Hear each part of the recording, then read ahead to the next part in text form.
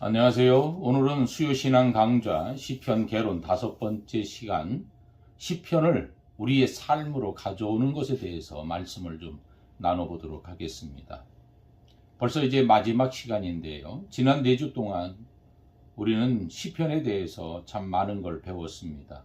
시편이 무엇인지, 또 어떤 종류가 있는지, 어떻게 쓰였는지, 무엇을 말하는지, 어려운 부분은 어떻게 이해해야 하는 건지, 머리로는 많이 알게 됐다고 생각을 합니다.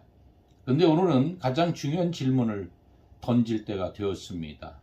그래서 어떻게 살 건데? 그래서 어떻게 할 건데? 라고 하는 질문이지요. 지식이라는 것이 삶이 되지 않으면 아무 소용이 없습니다. 오히려 그것은 날카로운 칼이 되어서 자기를 찌르고 다른 사람을 찌르는 것이 되어버리지요. 그래서 오늘은 시편을 어떻게 제대로 해석하고 어떻게 우리 삶에 적용할 것인지 함께 고민하는 것을 말씀 나누도록 하겠습니다. 자, 오늘 배우실 내용을 내일부터 바로 실천하실 수 있을 거라는 기대를 해봅니다. 시편이 여러분의 기도가 되고 여러분의 삶이 되는 놀라운 경험을 하실 수 있을 것입니다. 먼저 시편을 우리가 어떻게 해석해야 하는가 한 5가지 정도로 생각해 봅니다. 첫 번째로는 우리가 시편을 읽을 때 가장 먼저 할 일이 무엇이냐 하면은 이게 무슨 종류의 시인가를 물어야 됩니다. 예를 들어서 시편 13편을 읽어보면 이렇습니다. 제가 읽습니다. 여호와여, 어느 때까지니까 나를 영원히 잊으시나이까? 주의 얼굴을 나에게서 어느 때까지 숨기시겠나이까? 나의 영혼이 번민하고 종일토록 마음에 근심하기를 어느 때까지 하오며 내 원수가 나를 치며 자랑하기를 어느 때까지 하리이까? 시편 13편 1절에서 2절 말씀입니다. 이 시는 찬양시일까요? 애가일까요? 당연히 애가죠. 그럼 우리는 뭘 기대해야 되나요? 애가의 특징은 뭐라고 그랬어요? 하소연하고 탐원하고 믿음의 고백을 하게 되지요. 그렇습니다. 하소연이라는 건 뭡니까? 나 이렇게 힘들어요. 내가 죽겠어요. 못 살겠어요. 왜? 아파서, 배고파서, 또 원수들의 압제 때문에 못 살겠어요 라고 하는 거예요. 그럼 탄원은 뭡니까? 하나님 나 좀 살려주세요. 먹을 걸 주세요. 고쳐주세요. 내 원수들 좀 제거해 주세요 라고 하는 그 탄원이고요. 그리고 나서는 믿음의 고백을 하는 겁니다. 그럼에도 불구하고 나는 하나님 때문에 감사합니다. 하나님이 이루어 주실 줄 믿습니다. 나의 하나님이 나를 지켜주시고 보존해 주실 줄 믿습니다 라고 하는 그런 믿음의 고백이지요. 애가는 그렇습니다. 하소연하고 탄원하고 믿음의 고백을 드려요. 그래서 이어서 5절과 6절을 한번 보시기 바랍니다. 제가 읽어 드릴게요. 나는 오직 주의 사랑을 의지하여 싸우니 나의 마음은 주의 구원을 기뻐하리이다. 내가 여호와를 찬송하리니 이는 주께서 내게 은덕을 베푸심이로다. 시편 13편 5절 6절 말씀입니다. 딱 그렇게 전개되고 있지요. 절망에서 시작했지만 찬양으로 끝내게 됩니다. 그래서 장르를 알면 시편이 어디로 가는지 예측할 수 있어요. 그럼 훨씬 이해하기 쉬운 게 되지요. 두 번째로는 이게 어떤 역사를 갖고 있나, 이 시는 어느 시대에 왜 쓰여졌나라고 하는 그 역사를 우리가 좀 보면 쉬워요. 많은 시편 제목에 역사적 배경이 나옵니다. 이걸 표제어라고 하는데요. 이 표제어를 무시하지 마시기 바랍니다. 엄청 중요하기 때문입니다. 시편 3편을 보면은요, 제목이 뭐라고 돼 있어요? 다윗이 그의 아들 압살롬을 피할 때에 지은 시라고 되어 있어요. 그럼 사무엘하 15장을 펴서 그 상황을 읽어보시기 바랍니다. 자기 아들이 쿠데타를 일으켜서 왕이 맨발로 도망가는 비참한 상황이지요. 그 처절함을 알고 시편 3편 1절을 읽으면 완전히 다르게 느껴지지요. 여호와여, 나의 대적이 어찌 그리 많은지요. 일어나 나를 치는 자가 많으니이다. 예, 공감이 가잖아요. 자기 아들과 그 추종자들이 대적이 된 거구나, 이렇게 알게 됩니다. 그런데 5절을 보세요. 내가 누워 자고 깨었으니 여호와께서 나를 붙드심이로다. 도망 중에도, 그 경황 없는 중에도 잠을 잤답니다. 왜? 하나님을 신뢰했기 때문이라는 거예요. 나를 붙드심이로다, 이렇게 고백하고 있죠. 이렇게 역사적 배경을 알면 시편이 살아나게 됩니다. 그래서 여러분들은 먼저 표제어를 보고, 이 시인은 이런 환경 속에서 이 시를 지은 거구나 하고 공감하게 될 것입니다. 세 번째로는 정경의 맥락을 따라서 읽어야 됩니다. 신학적으로 읽어야 돼요. 시편 하나만 똑 떼어서 읽으면 이게 맥락이 안 맞을 수도 있어요. 그래서 성경 전체의 맥락에서 읽을 때에 참 의미를 알게 돼요. 51편 16절과 17절 말씀을 읽으면 이런 말씀이 있습니다. 주께서는 제사를 기뻐하지 아니하시나니 그렇지 아니하면 내가 드렸을 것이라. 주는 번제를 기뻐하지 아니하시나니 하나님께서 구하시는 제사는 상한 심령이라. 하나님이여, 상하고 통회하는 마음을 주께서 멸시하지 아니하시리이다. 이게 얼마나 혁명적인 말씀인지 아시지요? 제사보다 중요한 것은 회개하는 마음이랍니다. 그런데 성경에 보면은 이 말씀이 여러 곳에 산재하고 있어요. 이사야 1장에도 있고요. 아모스 5장, 미가 6장에도 통일한 말씀들이 있어요. 제가 호세아 6장 6절 말씀을 읽어 드릴게요. 나는 인애를 원하고 제사를 원하지 아니하며 번제보다 하나님을 아는 것을 원하노라. 하나님께서는 예배드리는 그걸 원하시지 않는데요. 회개하지 않으면 의미 없다는 거예요. 예배는 언제 이루어질 수 있느냐? 온전한 예배가 우리가 회개했을 때 가능하다 하시는 겁니다. 이렇게 시편을 성경 전체의 맥락에서 읽으면 더 깊이 이해할 수 있다는 겁니다. 자, 그 다음에는 기독론적으로 해석하라는 겁니다. 예수님의 빛 아래에서 읽어야 된다는 말씀이지요. 우리는 지금 어디에 살고 있습니까? 우리는 신약 시대에 살고 있습니다. 그러니 시편을 읽을 때도 예수님의 십자가와 부활의 빛 아래에서 읽어야 한다는 말입니다. 시편 22편 22절에서부터 25절입니다. 내가 주의 이름을 형제에게 선포하고 회중 가운데에서 주를 찬송하리이다.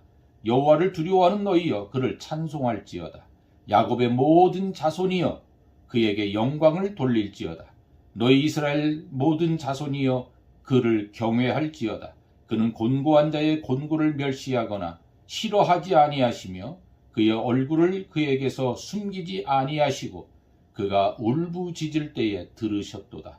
큰 회중 가운데에서 나의 찬송은 주께로부터 온 것이니 주를 경외하는 자 앞에서 나의 서원을 갚으리이다. 아멘. 이어서 히브리서 2장 11절 12절 말씀을 읽어 드릴게요. 이 구절을 시편 22편 22절 25절까지의 말씀을 예수님에게 적용하고 있어요. 거룩하게 하시는 이와 거룩하게 함을 입은 자들이 다 한 근원에서 난지라. 그러므로 형제라 부르시기를 부끄러워하지 아니하시고 이르시되 내가 주의 이름을 내 형제들에게 선포하고 내가 주를 교회 중에서 찬송하리라 하셨으며. 시편에 있는 말씀을 가져다가 이렇게 예수님에 대해서 표현하고 있는 것을 보게 돼요. 그래서 시편을 읽을 때에 그리스도, 그 예수 그리스도의 빛 아래에서 읽어야 한다, 해석해야 한다, 그렇게 말씀하고 있어요. 다윗이 쓴 시편이지만 궁극적으로는 예수님을 가리키는 거다, 이런 말씀입니다. 그 다음에 영성적으로 적용하라, 이런 내용입니다. 나의 기도로 만들라는 말입니다. 마지막이자 가장 중요한 단계라고 생각해요. 시편을 읽고 은혜롭다 하고 끝내는 것은 아닙니다. 내 기도로 만들어야 합니다. 시편 23편을 그냥 읽지 말고 천천히 묵상하면서 기도하세요. 여호와는 나의 목자시니 내게 부족함이 없으리로다. 주님, 당신이 나의 목자이심을 감사합니다. 이런 고백을 하면서 읽는 거지요. 그가 나를 푸른 풀밭에 누이시며 쉴만한 물가로 인도하시는도다. 주님, 지금 지쳐있는 저에게 쉼을 좀 주세요. 이렇게 한 절 한 절을 나의 고백으로, 나의 간구로 만들어 가는 거예요. 이제 두 번째 큰 주제인데요. 아주 실제적인 이야기를 좀 해보려고 그래요. 시편으로 어떻게 기도할까? 여러분 시편으로 기도해 보셨나요? 첫 번째로는 아침에 일어나면서 시편 한 편씩을 읽으시기 바랍니다. 시편이 150편이잖아요. 그러니까 하루에 한 편씩 읽게 되면은 약 5개월이면은 한 바퀴 돌아요. 그렇게 읽으면서 그 말씀을 묵상하면서 하나님 앞에 기도하는 거죠. 아침 묵상은 어떻게 할까? 시편 5편 3절을 보세요. 여호와여, 아침에 주께서 나의 소리를 들으시리니 아침에 내가 주께 기도하고 바라리이다. 예, 아침에 시편을 읽으면서 마음에 와 닿는 구절을 밑줄 긋고 그 구절로 하루를 시작해 보는 거예요. 이 말씀이 내 기도인 거예요. 내 기도를 대신하고 있어요. 또 시편 118편 24절은 어때요? 이날은 여호와께서 정하신 것이라 이날에 우리가 즐거워하고 기뻐하리로다. 이런 구절로 하루를 보내는 거예요. 내가 살아가는 한 날이 그냥 날마다 의미 없이 지나가는 톱니바퀴 돌아가듯이 돌아가는 날이 아니라 아주 특별한 날이라는 거예요. 그래서 이 날은 하나님께서 정하신 날이니까 우리가 즐거워하고 기뻐하자. 이렇게 하나님 앞에 기도하면서 하루를 사는 거지요. 그 다음에 상황별로 시편을 찾아보는 거예요. 일이 있을 때 적절한 시편을 찾으면 우리에게 큰 힘이 되고 위로가 되고 또 세상을 이길 수 있는 소망을 얻게 돼요. 두려울 때 시편 27편 1절을 봅니다. 여호와는 나의 빛이요 나의 구원이시니 내가 누구를 두려워하리요. 여호와는 내 생명의 능력이시니 내가 누구를 무서워하리요. 이렇게 말씀하고 있지요. 죄를 지었을 때는 어디가 좋을까요? 시편 32편 1절에서 2절입니다. 허물의 사함을 받고 자신의 죄가 가려진 자는 복이 있도다. 마음에 간사함이 없고 여호와께 정죄를 당하지 아니하는 자는 복이 있도다. 또 감사할 때는 어느 구절이 좋을까요? 여러분 시편 읽으면서 여기가 감사 구절이 있었네 라고 하는 것 기억나시는 데가 있나요? 예, 뭐 많이 있겠지만 저는 103편 말씀을 좀 찾아봤습니다. 1절과 2절이 있지요. 내 영혼아 여호와를 송축하라. 내 속에 있는 것들아 다 그의 거룩한 이름을 송축하라. 내 영혼아 여호와를 송축하며 그의 모든 은택을 잊지 말지어다. 이렇게 감사하고 있는 것을 보게 돼요. 여러분 그렇다면 하나님을 찬양하고 싶을 때 있잖아요. 그럴 때는 어떻게 하면 좋을까요? 시편 150편 말씀을 읽으세요. 6절만 제가 대표로 한 절만 뽑아봤습니다. 6절인데 그 중에 마지막 절이에요. 호흡이 있는 자마다 여호와를 찬양할지어다. 할렐루야. 이렇게 말씀하고 있어요. 시편은 모든 인생의 상황을 다루고 있어요. 내 상황에 맞는 시편을 찾아 읽으면 위로받게 됩니다. 나만 그런 고난, 나만 외로움, 나만 고통 중에 있는 게 아니라 시편 기자들도 다 그런 과정을 겪었어요. 그래서 자기의 현실을 그 현실 속에서 하나님을 찾고 하나님을 의지하고 그 하나님을 찬양하는 말씀들이 시편이에요.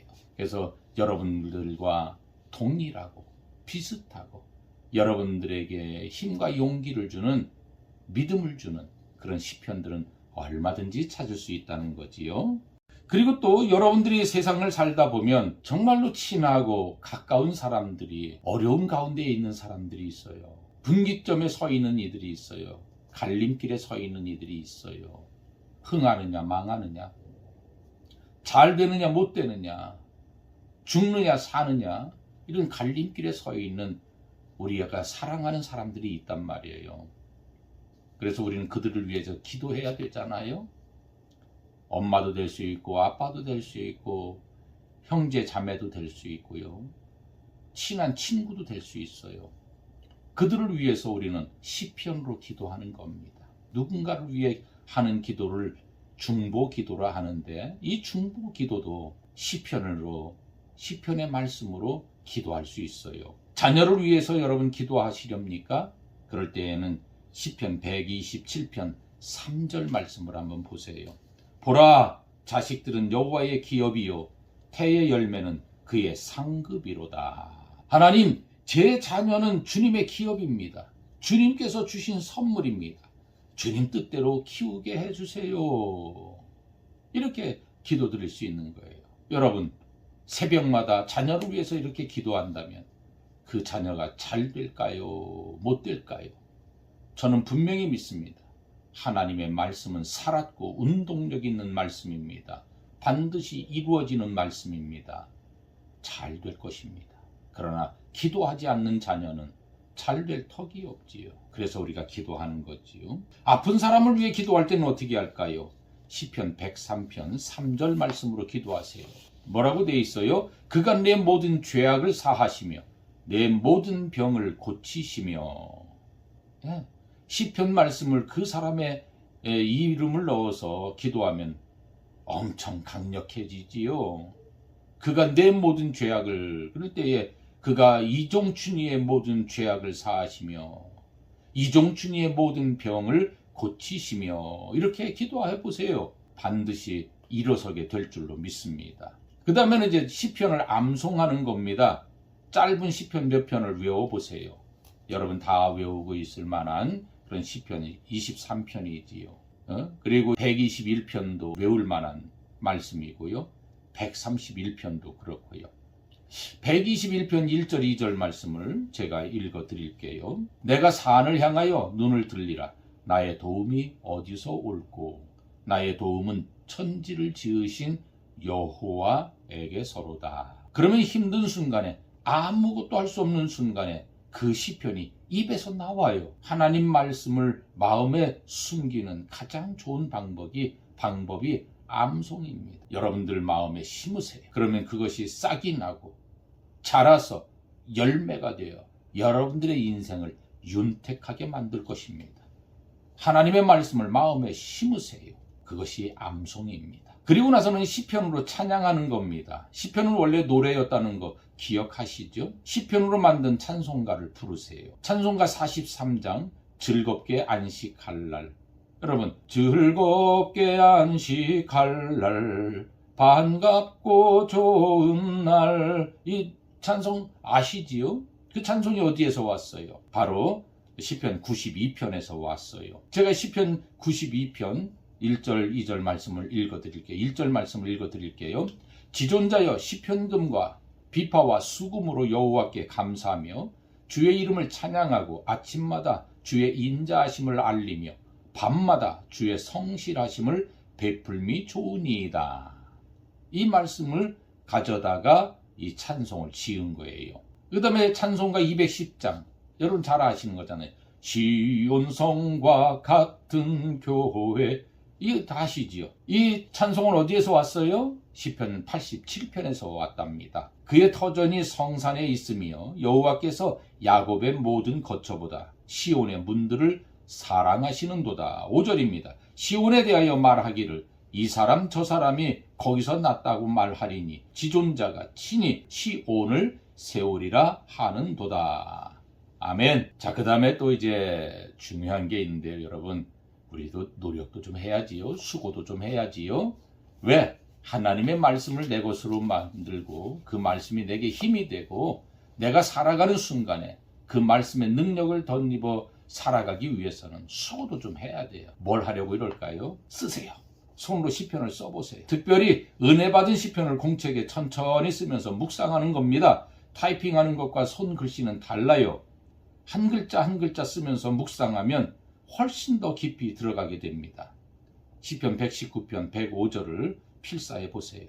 주의 말씀은 내 발의 등이요 내 길의 빛이니이다. 손으로 쓰면서 주의 말씀이 내 발의 등이구나, 내 길의 빛이구나, 이렇게 묵상하는 거지요. 그 다음에 또 하나는 시편 말씀을 공동체와 함께 읽는 겁니다. 어떤 공동체예요?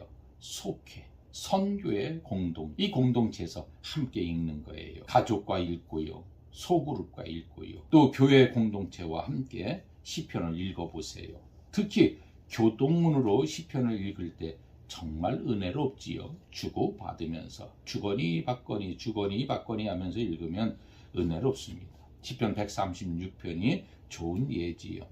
여호와께 감사하라, 그는 선하시며 그 인자하심이 영원함이로다. 한 사람이 여호와께 감사하라, 그는 선하시며, 그러면은 다 같이 그 인자하심이 영원함이로다, 이렇게 하는 거지요. 26절까지 계속 이 후렴 구절이 똑같이 나오거든요. 한 사람이 읽으면 전체가 그 인자하심이 영원함이로다, 이렇게 후렴 구절을 해주는 거죠. 돌아가면서 해도 좋을 것 같아요. 그렇지요? 한 사람이 앞부분을 읽으면 다 같이 후렴하고, 옆에 사람이 2절 앞부분을 읽으면 또 다 같이 그 인자하심이 영원함이로다, 이렇게 맞장구 쳐주는 거지요. 이제 큰 주제 세 번째로 들어가 보려고 그럽니다. 그럼 시편이 우리 삶을 바꿀 수 있을까요? 바꾼다면 어떻게 바꿀 수 있을까요? 아니, 신앙의 삶을 말이지요. 첫째로 기도의 어휘가 풍성해집니다. 시편을 읽기 전 우리는 기도할 때 단조롭지요. 어떻게 해요? 감사합니다, 죄송합니다, 도와주세요, 살려주세요, 이런 거밖에는 못해요. 돈 좀 주세요, 건강하게 해주세요, 뭐 이런 거밖에는, 고쳐주세요, 이런 거밖에는 못하지요. 그런데 시편을 읽으면 기도의 언어가 풍성해져요. 시편 103편만 봐도 알 수 있어요. 8절부터 12절까지입니다. 여호와는 긍휼이 많으시고 은혜로우시며 도하기를 더디하시고 인자하심이 풍부하시도다. 자주 경책하지 아니하시며 노를 영원히 품지 아니하시리로다. 우리의 죄를 따라 우리를 처벌하지는 아니하시며 우리의 죄악을 따라 우리에게 그대로 갚지는 아니하셨으니 이는 하늘이 땅에서 높음같이 그를 경외하는 자에게 그의 인자하심이 크심이로다. 동이 서에서 먼 것 같이 우리의 죄과를 우리에게서 멀리 옮기셨으며. 어때요? 우리가 평소에 쓰지 않는 언어의 풍요로움을 우리가 느낄 수 있잖아요. 풍성함을. 이렇게 풍성하게 하나님 앞에 고백할 수 있게 되는 겁니다. 그리고 시편을 통해서 우리가 기도를 하게 되면 솔직한 기도를 드릴 수가 있어요. 많은 그리스도인들이 예쁜 기도만 하려고 그래요. 그렇지만 시편은 어때요? 있는 그대로 자기 속에 있는 감정을 그대로 드러내지요. 얼마나 솔직해요. 시편 77편입니다. 7절에서부터 9절까지의 말씀을 제가 읽어드려요. 주께서 영원히 버리실 다시는 은혜를 베풀지 아니하실까? 그의 인자하심은 영원히 끝났는가? 그의 약속하심도 영구히 패하였는가? 하나님이 그가 베푸실 은혜를 잊으셨는가? 노하심으로 그가 베푸실 긍휼을 그치셨는가 하였나이다. 예. 하나님께 이렇게 따져도 되나요? 예, 됩니다. 하나님은 우리의 솔직한 기도를 받으시기를 원하셔요. 마음이 아픈데 안 아픈 척, 괴로운데 평안한 척, 분노가 일어나는데 내 마음이 전혀 분노가 없는 척해서는 안 된다는 거예요. 있는 그대로 하나님 앞에 드러내세요. 그럴 때에 하나님께서 치유해 주시고 붙잡아 주시고 이렇게 세워 주시고 회복시켜 주시는 거예요. 자, 그 다음에는 또 뭐가 있어요? 우리가 시편을 늘 읽고 묵상하다 보면은 말이에요, 우리의 감정을 건강하게 다룰 수 있게 돼요. 우리는 감정을 억누르거나 폭발시키는 두 극단으로 가잖아요. 누가 뭐라 하면 가만히 있어요. 그래서 목석인가 사람인가 그러지요. 그런데 어느 날 갑자기 그런 사람이 폭발을 해요. 그래서 저 사람 이제까지 저런 거 한 번도 못 봤는데, 그럼 폭발력을 가지고 폭발해버리는 사람들이 있어요. 그런데 시편을 읽다 보면은요, 감정을 억누르지도 않고 폭발시키지도 않는 제3의 길을 우리에게 보여주지요. 감정을 하나님께 가져가는 겁니다. 화가 납니까? 시편 7편 6절처럼 기도하세요. 여호와여, 진노로 일어나사 내 대적들의 노를 막으시고 나를 위하여 깨소서. 주께서 심판을 명령하셨나이다. 시편 7편 6절 말씀이에요. 무섭지요. 그러니까 하나님께 맡기는 거예요. 하나님, 내가 억울합니다. 좀 대신 갚아주세요. 그리고 나는 손 떼는 겁니다. 왜? 하나님이 갚아주실 걸 믿기 때문에 그러는 거죠. 슬픕니까? 시편 42편 11절처럼 기도하세요. 내 영혼아, 내가 어찌하여 낙심하며 어찌하여 내 속에서 불안해하는가? 너는 하나님께 소망을 두라. 나는 그가 나타나 도우심으로 말미암아 내 하나님을 여전히 찬송하리로다. 감정을 가지고 하나님께 나아가는 겁니다. 거기서 끝내면 됩니다. 내 감정은 하나님 앞에 다 쏟아냈습니다. 이제 하나님께서 갚으실 것을 믿기 때문에 내 마음에 평안이 찾아왔습니다. 억지로 눌러둔 거 아닙니다. 폭발하라고.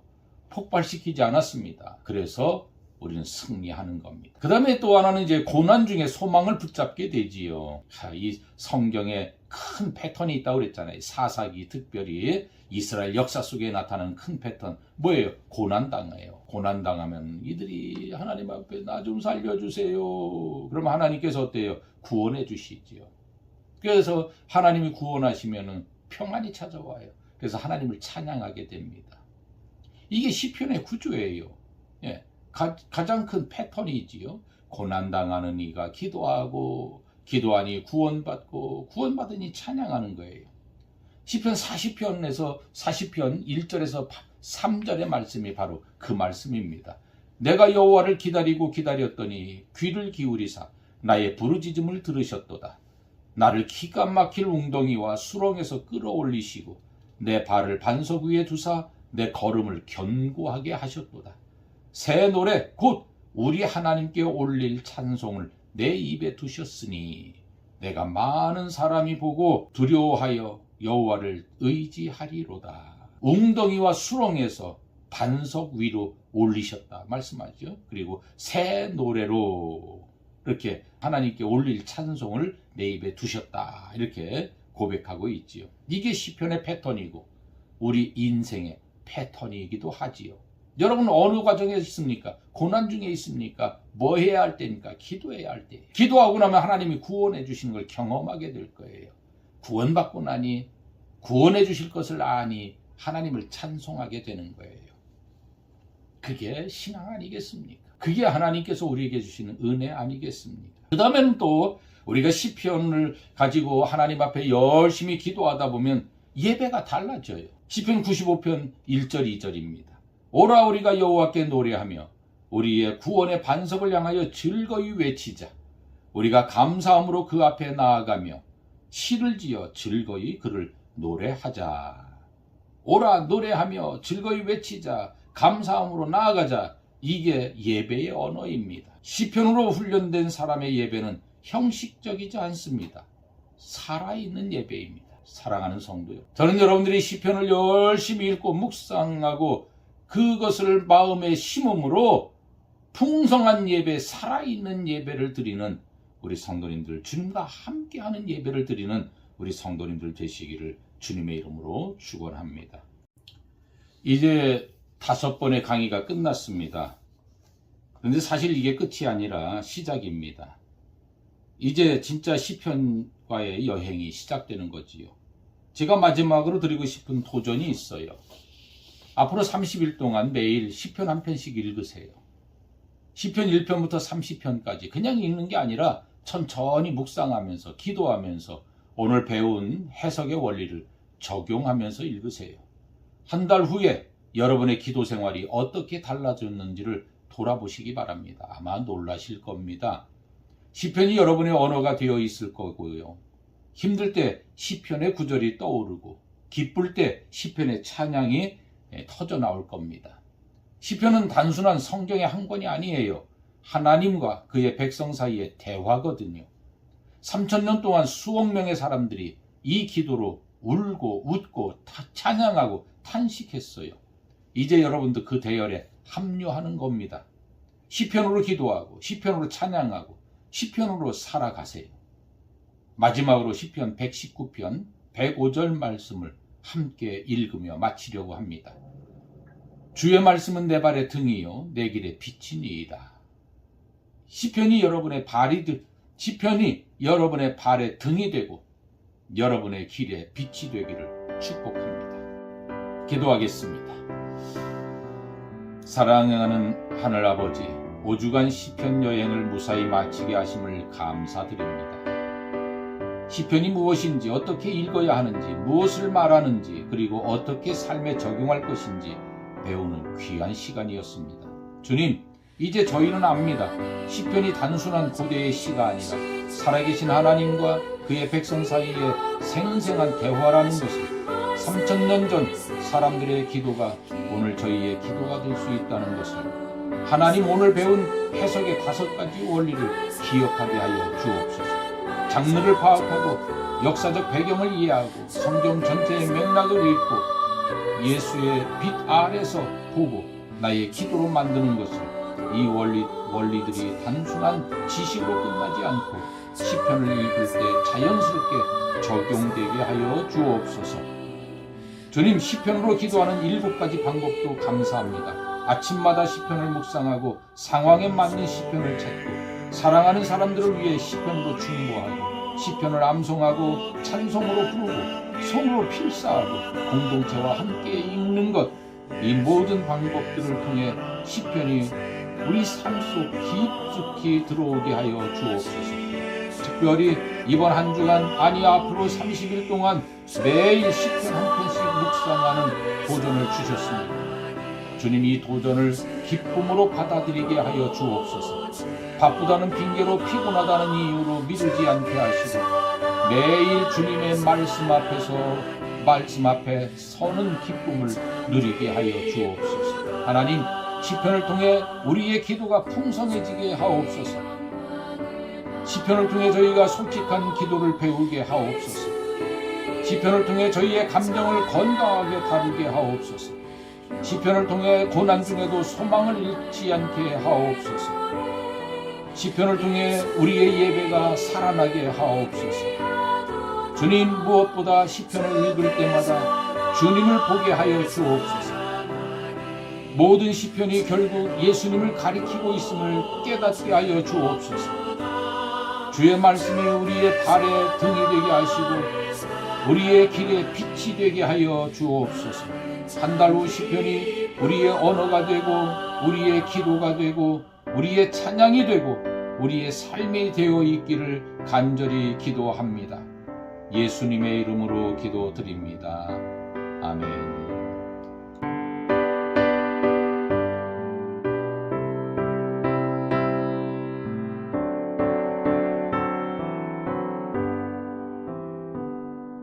주